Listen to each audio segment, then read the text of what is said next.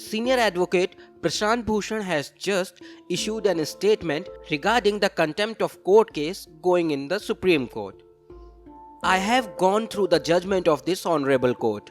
I am pained that I have been held guilty of committing contempt of court whose majesty I have tried to uphold, not as a courtier or cheerleader, but as a humble guard for over 3 decades, at some personal and professional cost.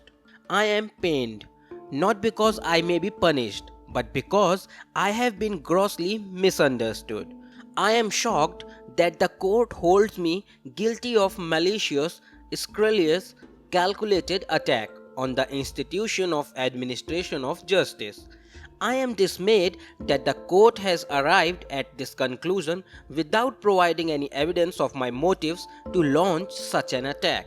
I must confess that I am disappointed that the court did not find it necessary to serve me with a copy of the complaint on the basis of which the suo motu notice was issued, nor found it necessary to respond to the specific averments made by me in my reply affidavit or the many submissions of my counsel. I find it hard to believe that the court find my tweet has the effect of destabilizing the very foundation of this important pillar of Indian democracy.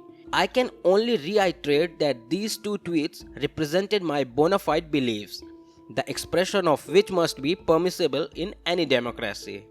Indeed, public scrutiny is desirable for healthy functioning of judiciary itself. I believe that open criticism of any institution is necessary in a democracy to safeguard the constitutional order.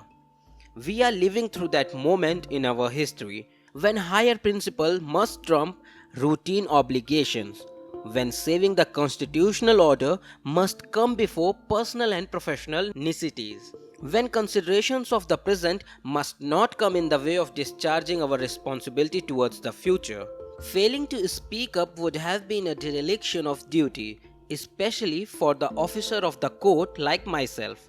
My tweets were nothing but a small attempt to discharge what I considered to be my highest duty at this juncture in the history of our republic. I did not tweet in a fit of absent-mindedness. It would be insincere and contemptuous for my part to offer an apology for the tweets that expressed what was and continues to be my bona fide belief.